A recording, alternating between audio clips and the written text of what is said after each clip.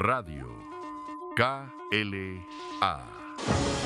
Estación de radiofrecuencia modulada 91.7. Presenta su ciclo La Oveja Eléctrica con Hernán Bergamaschi. Recuerdos, androides, sueños, ilusiones, el presente, lo real, la historia, la filosofía. La Oveja Eléctrica con Hernán Bergamaschi.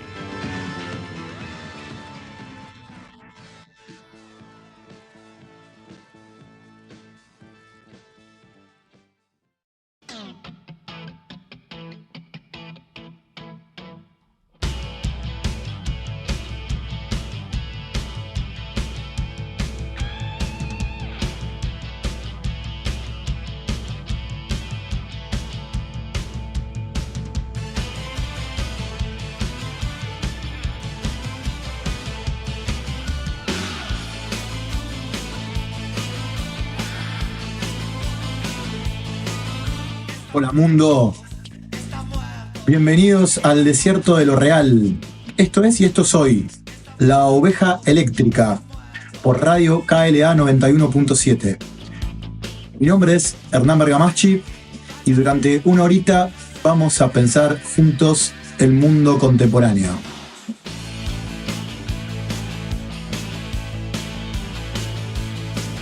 +2236058877 si te querés comunicar con nosotros, nuestro WhatsApp, @Radio KLA, el Instagram, arroba Hernán Bergamaschi, mi Instagram.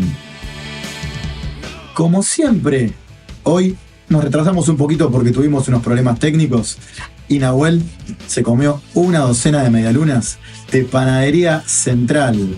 Independencia 1615, 9 de julio 5799, @Central Cosas Ricas, nuestro sponsor oficial y la mejor panadería del condado, histórica, panadería histórica de Mar del Plata, en Lulo de Independencia. Ahí la encontrás. Decís La Oveja Eléctrica en la puerta y te llevas una gran sorpresa.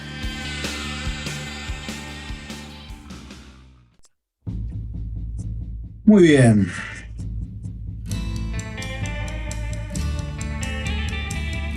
Pensar el futuro. Qué cuestión, ¿no?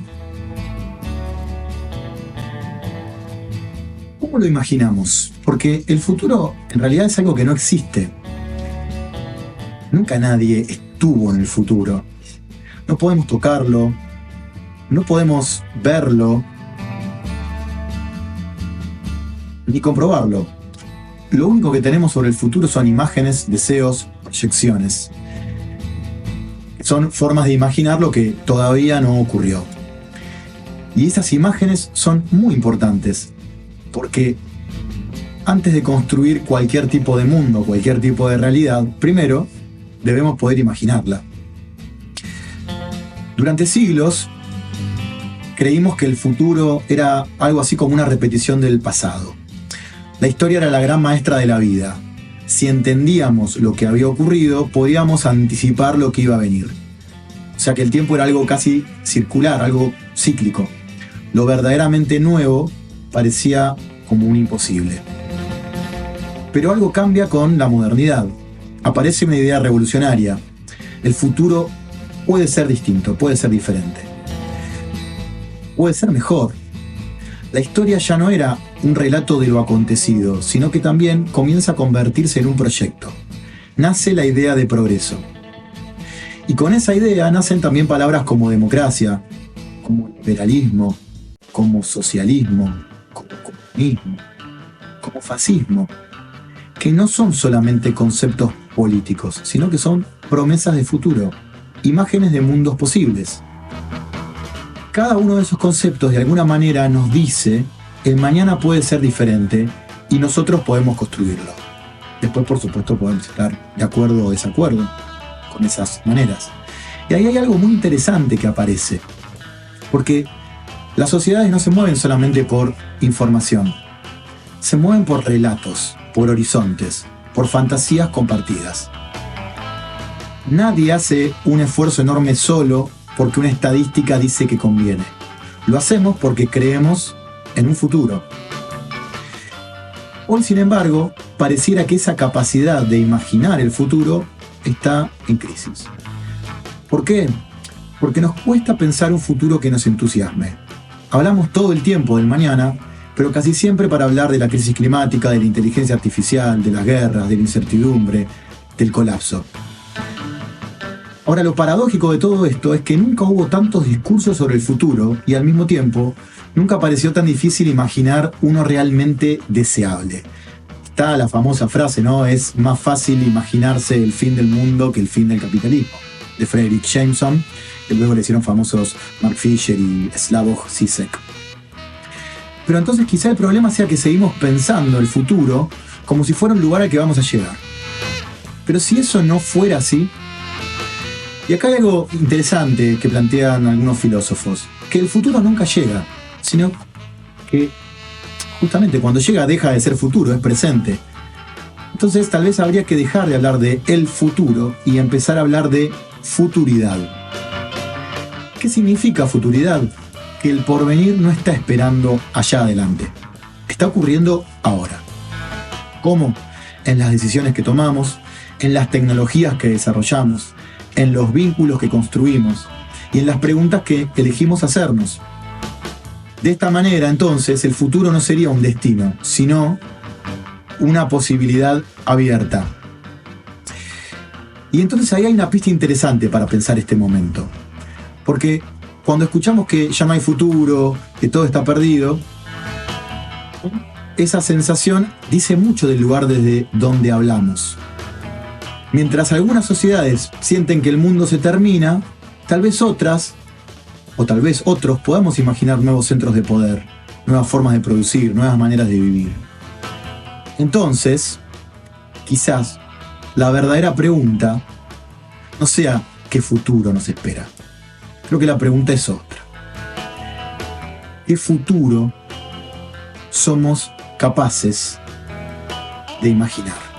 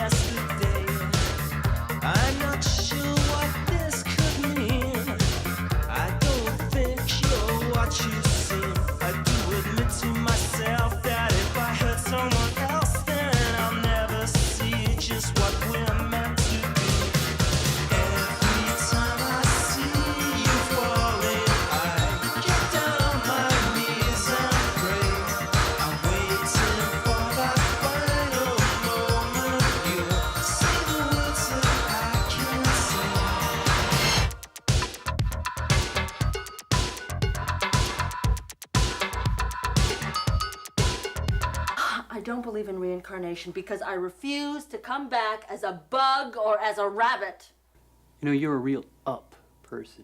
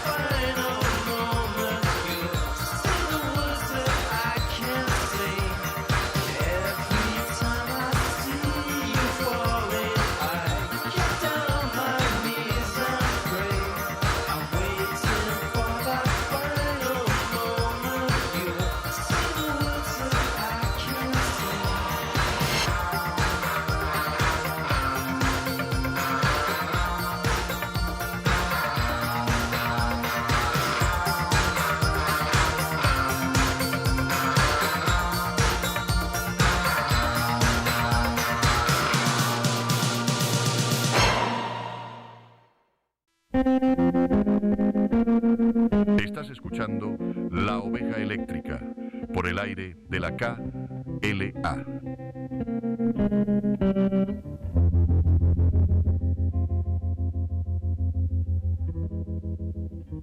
Muy bien. Segundo bloque de La Oveja Eléctrica, pensando juntos el futuro. Y ya está aquí con nosotros nuestra invitada del día de la fecha, Catalina Méndez. ¿Cómo andas, Catalina? Hola, muy bien, muchas gracias por invitarme. ¿Me escuchas bien? ¿Estamos bien ahí? Sí. Perfecto. Catalina es licenciada en Artes de la Escritura por la Universidad Nacional de las Artes, la UNA, hermosa universidad, donde es profesora de taller de escritura. Escribe narrativa y poesía y coordina talleres literarios. Publicó las novelas Un Mundo Como Este, de la editorial Un Gato y la Caja, El Gato y la Caja, Un Gato y la Caja, y Las Mujeres de Lily White, de editorial Odelia, este año. Muy prolífico, 2025-2026, 2 novelas. Catalina, ¿cómo te iniciás en la escritura? Tú sos muy joven. Sí, qué buena pregunta. Me gustaría poder tener una respuesta así más inequívoca o algo, algún momento de génesis. La verdad es que siempre tuve facilidad para contar historias. Me pasaba desde muy chica que me pasaba, tengo así patente sexto grado primaria, que nos dieron una vez para escribir un cuento y yo estaba enojada porque nunca podía terminar de escribir el cuento, nunca podía llegar al final porque me seguían viniendo ideas. Y después, con la adolescencia, uno empieza a leer y empieza a descubrir y empecé a escribir, pero no hay así un momento, excepto esa evaluación que yo me acuerdo que estaba escribiendo y nunca podía dejar de escribir, que antes me daba bronca en su momento y ahora capaz es lo que me da alegría. Bien, lo asociás con la escuela, o sea que la escuela fue un espacio donde pudiste ahí expresar un poco ese deseo, esa inquietud, o hiciste talleres también, o en tu casa. No, creo que viene más de mi familia, que mis padres siempre fueron grandes lectores y nos lo inculcaron, grandes bibliotecas en mi casa, y un poco por mimesis, un poco por curiosidad. Eso siempre me intrigó, la ficción, me di cuenta ahora en retrospectiva, me gustaban las películas, me gustaba la fantasía, entonces había una búsqueda, pero sí, calculo que la escuela uno pasa mucho tiempo ahí de niño, entonces te marca también, ¿no? Bien. ¿Y había un deseo por escribir esto, por ser escritora, porque sos escritora? Sí, ya desde la adolescencia empecé a pensar eso, la ficción me abría mundos fantásticos y siempre quise habitar esos mundos más que este quizás. Bien. Yo te cité a esta entrevista porque me encontré con tu novela Un Mundo Como Este, que podríamos denominarla una novela de ciencia ficción. Sí. ¿Qué es la ciencia ficción para vos y cómo te encontraste con ese proceso? Si querés, le podemos contar un poco al público de qué se trata la novela sin spoilear grandes cosas, pero me interesa también ese concepto, el concepto de ciencia ficción como género, porque tiene algunas particularidades de la novela que me parecen interesantes. Bien, hablemoslo después. Que ahora estoy hablando mucho de la novela nueva y para mí Un Mundo Como Este es es un mundo que habito más. Así que podemos hablar de eso. Mira, para mí la ciencia ficción hace poquito di una charla en Bolivia, hay un club de lectura muy lindo en La Paz que hacen muchas charlas y me invitaron a hacer una sobre escritura de ciencia ficción y no pude dejar de decir que la ciencia ficción es hoy la forma de escribir, creo yo realmente que cuando escribimos hoy es la única forma de escritura que podemos hacer, porque estamos tan atravesados, algo que vayamos en algo más analógico o al pasado, pero hoy nos atraviesa tanto que la literatura todavía no sabe concebir nuestro uso de la tecnología si no es por la ciencia ficción. Entonces creo que es el género del momento, aunque uno crea o no crea que está pasando, es por la forma en la que la tecnología afecta a nuestras vidas constantemente. Pero también, y me gustó mucho lo que estabas diciendo antes, como arqueologías del futuro, ¿no? Como formas de entender hoy lo que va a pasar mañana y mañana lo que pasó hoy también. Creo que son estos cuentos de hadas que nos contábamos de niños, es la ciencia ficción hoy, ¿no? La forma de entender lo que está pasando. La forma de evitar y comprender. Ok, bien. Ahora, en ese sentido, yo creo que ese libro tiene una visión de futuro y de ciencia ficción tal vez diferente a la ciencia ficción clásica, ¿no? Donde tal vez predomina más lo distópico o lo utópico, pero siempre vinculado con la exploración de otros mundos fuera de la Tierra o situaciones tal vez distópicas de la misma Tierra. Y ahí yo veo como una cuestión de la búsqueda del otro, ¿no? En un mundo como este. Que ahí, digamos que planteas también, para plantearle a las personas, hay como una búsqueda de vida extraterrestre, ¿no? Un proyecto de búsqueda de vida extraterrestre, pero hablas mucho más de los humanos. Sí. ¿Cómo surge esa visión en ese proceso creativo de verlo, de ver un futuro diferente al de la ciencia ficción clásica? ¿Y qué fuentes de inspiración ahí tuviste? Mira, a mí la ciencia ficción me gusta mucho, es un género con el cual me divierto un montón, por más apocalíptico que suele ser, pero abre posibilidades esto que parecen más tangibles, o esto son formas de... Lo que estaba diciendo recién, ¿no? Que es nuestra forma de habitar el presente, entonces me divierte también a veces ver cómo otras cabezas piensan el presente y el futuro. Con un mundo como este, yo no había advertido que era lo que después me han llamado una ciencia ficción analógica, porque hay mucho cassette, hay mucho papel, hay muchas máquinas aparatosas, no hay tanta del lado fantástico o del space opera que capaz espera uno cuando estaban hablando de ciencia ficción con extraterrestres, que yo creo que es una novela con extraterrestres esta, no sobre, porque es sobre conexiones humanas en realidad, o sobre comunicación, sobre encuentro. Y no fue hasta que llego al Gato y la Caja, la editorial, y me la lee un astrofísico, hay un astrofísico en el equipo de la editorial, Ale Hacker, que él me lee la novela y hay cosas que no le gustan o no le resuenan raras porque dicen, es muy analógico, todo esto te lo hace, no necesitas un equipo de gente revisando estos números que revisan o estas cosas que están viendo, te lo hace un algoritmo. Y a mí no me sirve eso, porque a mí me interesaba el factor humano en toda esta exploración. Entonces siempre lo tuve en primera plana, y también creo que eso, que la ciencia ficción, es lo que te decía recién, es un filtro por el cual observamos qué le pasa al ser humano. No son robots haciendo cosas, es seres humanos con robots haciendo cosas, ¿no? Y también, bueno, la literatura es eso, es la humanidad explorándose a sí misma, no hay un otro. No creo que podamos sacar el factor humano de la literatura.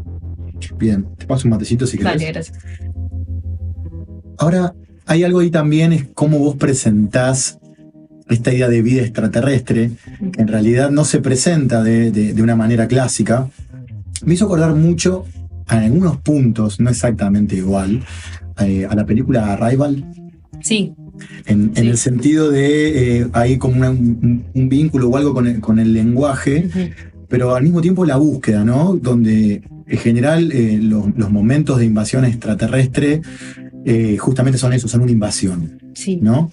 Pero en este caso primero que hay una especie de intento de comunicación, pero después que esa comunicación no tiene que ver con la búsqueda de espacios de conquista o de extracción de recursos, sino que tiene que ver más con salir de la soledad, ¿puede ser? Sí, sabes que yo mientras escribía pensaba mucho en el colonialismo. que es la forma en la que comprendemos, ¿no? La conquista de los otros pueblos, de las otras culturas, es la forma en la que el ser humano comprende el encuentro con otros. No siempre hay un grupo que intenta dominar al otro, por más amigable que podamos intentar que parezca. Y en esta novela yo quería, al contrario, quería plantear una bienvenida, decir, pienso mucho, ¿no?, en la soledad de la tierra y del ser humano, y decir, soy el único lugar en la vastedad del universo que hay vida. Si fuera lo único, bueno, ojalá haya otro, y ojalá si nos encontramos podamos no matarnos. Ahí venía de una esperanza a lo mejor más positiva de lo que suelo ser, pero el intento de que esta novela, entre un montón, porque cuando empiezo a escribir, empiezo a pensar la novela, que no era lo que termina siendo, porque bueno, uno ensaya mucho antes de terminar, me puse a leer un montón de novelas, a ver películas, a pensar todo esto, y cada texto que encontraba, cada película que encontraba, había un momento en el cual el encuentro no era ameno, no era llano, no era amigable. Yo decía, no, yo quiero escribir un encuentro amigable, yo quería una novela que fuera una bienvenida, más que un enfrentamiento. Y eso traté de sostenerlo siempre que el encuentro, de la forma que fuera, que al final termina siendo un encuentro muy sutil, pero quería que fuera una bienvenida. Bien. Y ese proceso creativo de escritura, la novela es del año 2025. Sí. ¿Cuándo empezaste a desarrollarla aproximadamente? Mira, te lo puedo decir con fecha exacta, febrero de 2021. Ok, estábamos todavía en contexto pandémico. Sí. ¿Hay alguna relación así un poco autobiográfica con la soledad y esa mirada, o con una lectura? Porque vos estabas hablando de la lectura del presente, sí, ¿no? La ciencia ficción como explicando el presente y viendo una tendencia, sí. Y en un momento que estábamos todos un poco solos.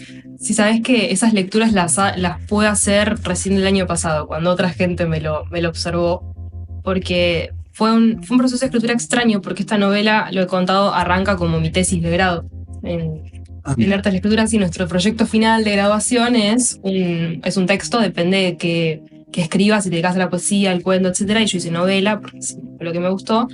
Y entonces era solitario, porque yo viví en Buenos Aires toda la carrera, estaba de vuelta en Mar del Plata, en la habitación de mi infancia, con mis padres, con mis hermanas, y escribiendo siempre sola, pero con un tutor, que era Julián López, que me acompañó siempre. Entonces yo escribía sola, pero tenía un otro, como un eco con alguien que hablaba todas las semanas, que sabía que me iba a leer, que me acompañaba en el proceso. Así que si bien fue solitario, como siempre es la escritura, tenía una compañía un poco más.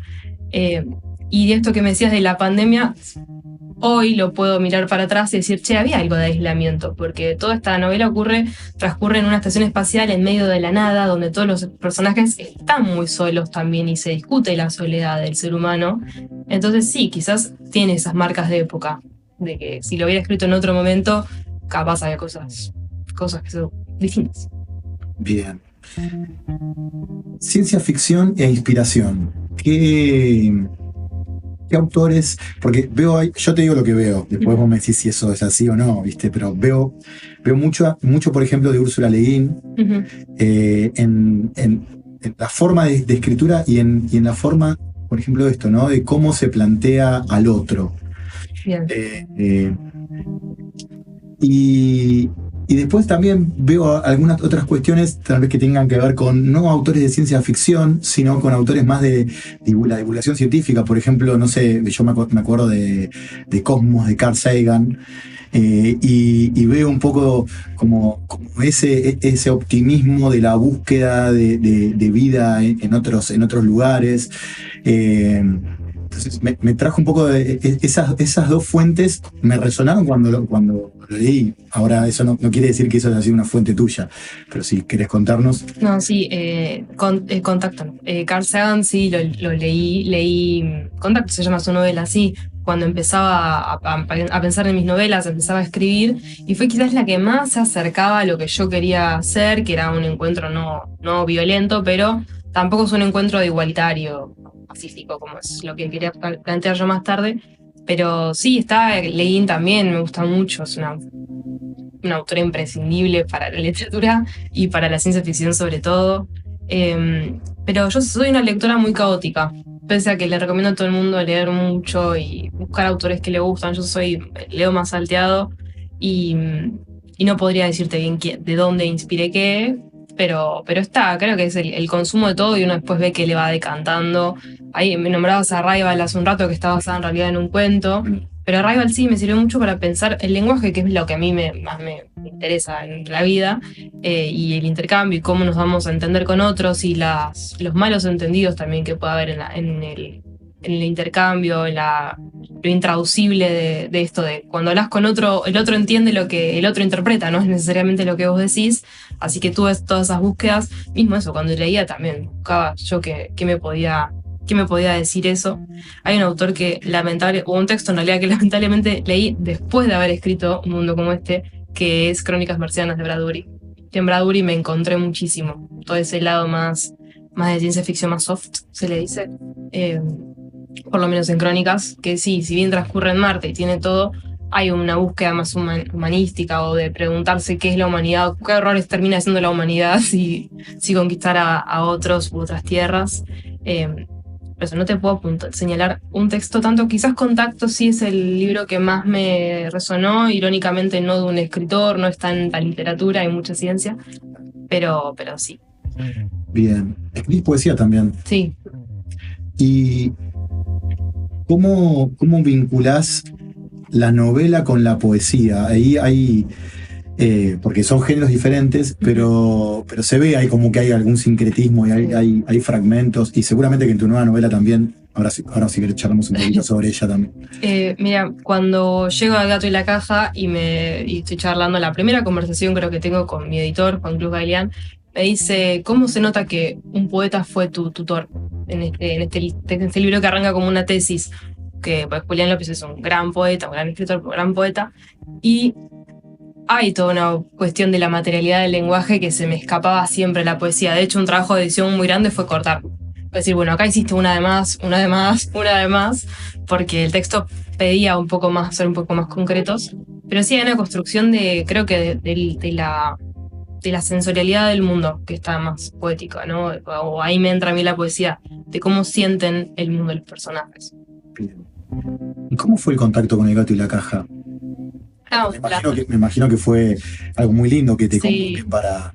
Sí, sabes que a mí lo mejor que me pasó con Gato es que el día que me reúno por primera vez con los editores, estamos charlando, yo medio así asombrada también porque era gente muy pequeña con la que estaba, pero sobre todo fue que me dijeron, che, el texto es esto y es esto, ¿no? Y yo dije, sí, el texto es esto y es esto. Sobre todo fue lo que más me maravilló, fue el encuentro con gente que entendió de entrada qué es lo que yo quería hacer. Supieron interpretar. Totalmente. Entonces ahí, yo siempre digo cuando me preguntan, ¿no? Mucha gente, muchos alumnos, che, ¿cómo hago para publicar? Y lo primero es encontrar a alguien con quien puedas tener ese diálogo, porque no es publicar y ya está, es encontrar como una casa para tu texto, como si dieras una adopción a un hijo, ¿no? Decirle, o un perrito, vamos a hacer un perrito, al lugar ideal, ¿no? Una adopción responsable querés que tenga. ¿Vos ya habías tenido otras experiencias de publicación, digamos, under o...? No, fue lo primero, sí. Lo primero que publicaste. Sí. Bien. Y ahora escribiste una nueva novela muy rápidamente. No fue muy rápido. ¿No fue muy rápido? No. O sea, estaba ahí. Sí. De hecho, es una novela anterior. Ah, mira vos. Yo la escribí entre 2019 y 2020 de Las mujeres de Lily White.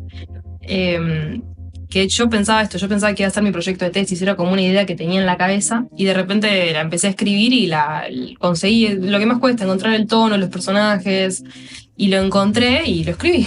y después, bueno, eso fue entre 2019 y 2020, en 2021 arranco todo esto de la tesis, entonces dejo eso de lado, me vuelco a un mundo sale en el medio, esta otra novela había quedado abandonada, y en julio del año pasado me contactan de Delia, que yo les había mandado hace años el manuscrito, que no, sí, lo seguía teniendo y seguía estando. Así que fue así, siempre que preguntan, nada es lineal, ¿no? Son casualidades, son momentos. Bien. Y es otro género diferente dentro de la novela. Sí, es más un realismo mágico. Okay. Yo no sé, yo no lo puedo decir, yo solo escribí. Después veré qué es. Ok, bien. ¿Podemos adelantar algo del argumento mínimamente? Sí, es sobre una pintora, una artista plástica argentina que está viviendo en el exterior y vuelve a Buenos Aires después de muchos años afuera para exponer una colección de cuadros que pintó recientemente. Son 12 retratos de 12 mujeres ficticias, no son retratos reales, y mientras está exponiendo se empieza a cruzar a los personajes de esos cuadros por la calle y hace primero, bueno, saber qué pasa, ¿no? Qué está pasando con eso, pero por supuesto la novela es sobre otra cosa. Ese es el argumento nomás, es sobre el mundo del arte, sobre Buenos Aires, que es una ciudad que me acogió y me expulsó también durante mi vida, con la que tengo una relación muy, muy, muy compleja, pero habita un poco eso, otro mundo del arte. Interesantísimo. También te estás ocupando de hacer docencia. Sí. ¿Cómo te llevas con la docencia y qué estás haciendo específicamente, aparte de trabajar en la UNA? Sí, yo trabajo en la facultad, doy talleres, ahora estoy en colegios también. Estoy dando prácticas de lenguaje y literatura, que es una experiencia... Ok, en escuela secundaria. Sí. Experiencia distinta totalmente. Tengo otro igual es interesante, tienes otro contacto con el texto, con la literatura, con el lenguaje también. Es muy raro enseñar a... no hablar, pero enseñar a escribir. Porque una cosa es enseñar a escribir literatura y otra cosa es enseñar a escribir. Claro.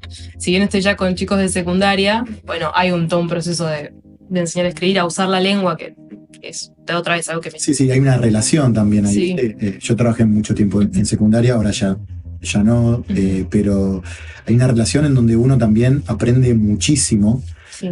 Yo creo que en la docencia uno aprende mucho más de lo que enseña. Esa es una mirada mía como docente de los estudiantes, ¿no? Pero bueno, no sé si te pasa eso. No, sí. Sí, yo en realidad dentro de la docencia en la facultad, me pasó cuando yo llegué a Luna, estaba maravillada de que toda esta gente me estuviera enseñando a mí gratis, ¿no? Es una cosa que yo terminé, el día que me recibí, me sentí como que estaba en deuda con alguien. Entonces empecé a hacer ascripta en la facultad, como diciendo, bueno, de alguna manera devuelvo. Y bueno, me fui entrando en la docencia, pero también por eso, decir, toda esta gente, un montón de gente realmente fantástica, me dio un montón de cosas, yo sé, quiero pasárselas a alguien más, no me lo puedo quedar todo. Y de ahí nace capaz el bicho de enseñar. Por eso es lo lindo también de la educación pública. Sí. Y la importancia también de tener conciencia de eso, ¿no? Uh-huh. Me parece que está buenísimo eso que planteas. Y estás dando talleres también.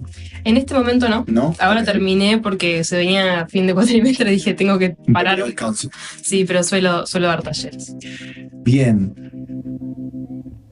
Si tuvieses que recomendar así algunos textos imprescindibles o cosas que a vos decís, esto, mira, estos son los textos.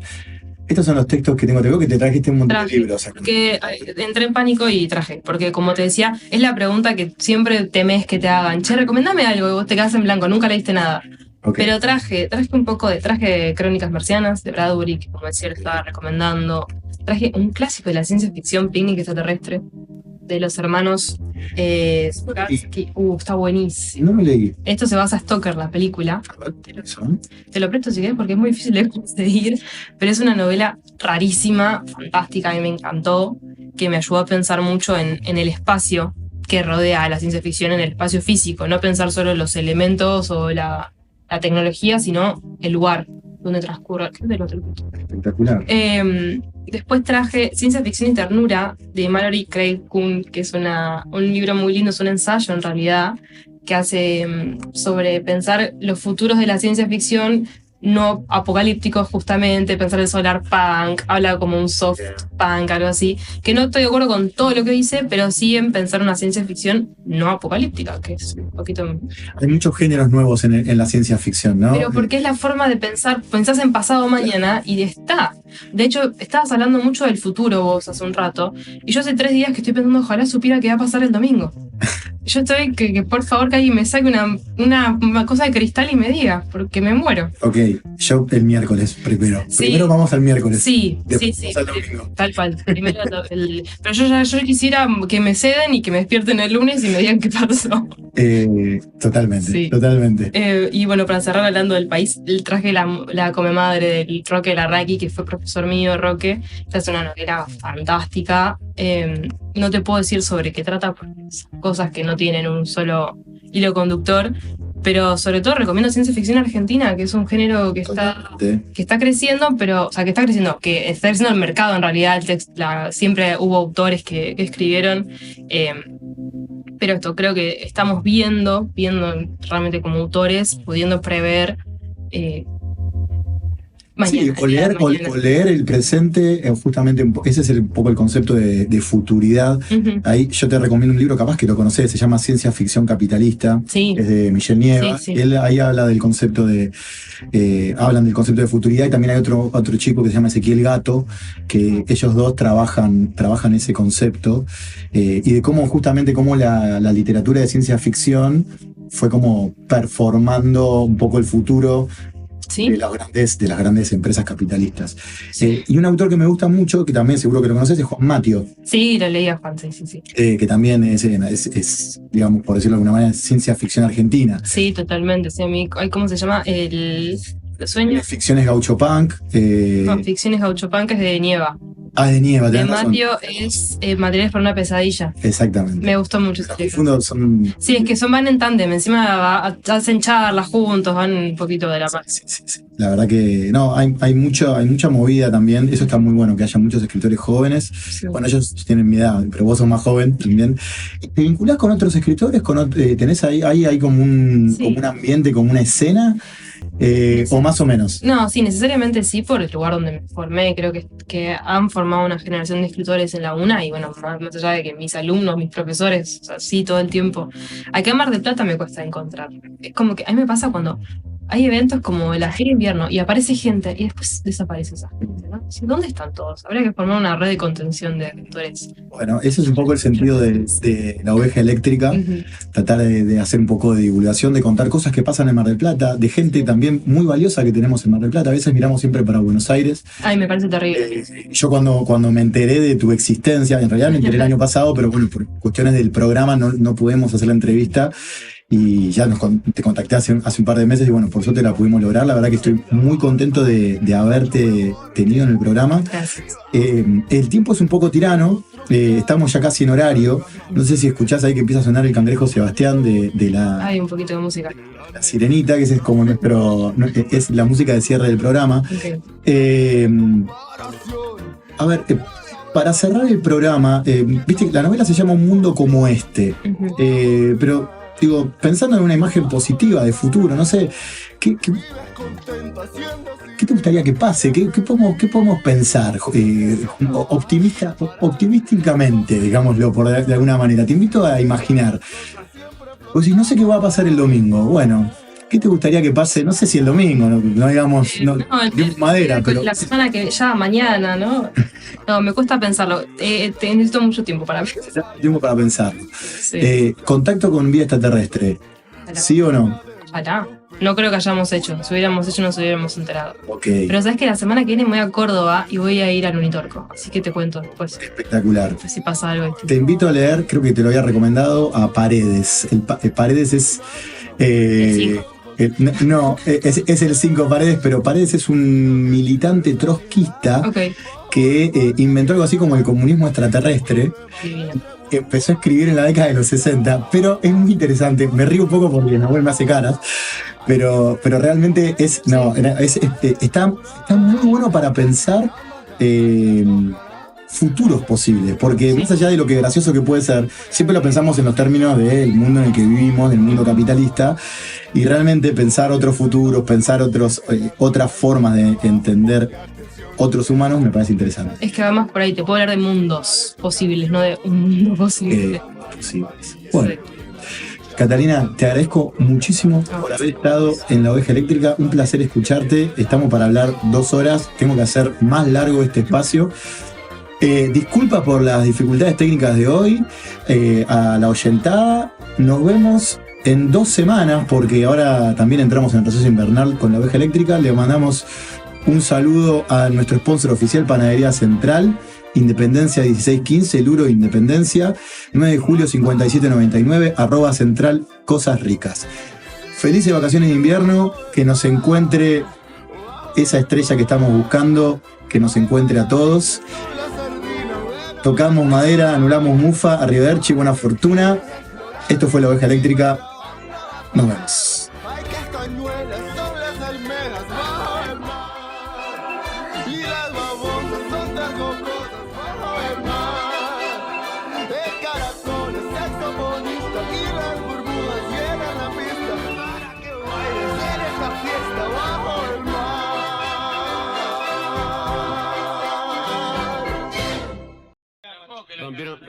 bandera y eso no se lo voy a perdonar jamás en la vida.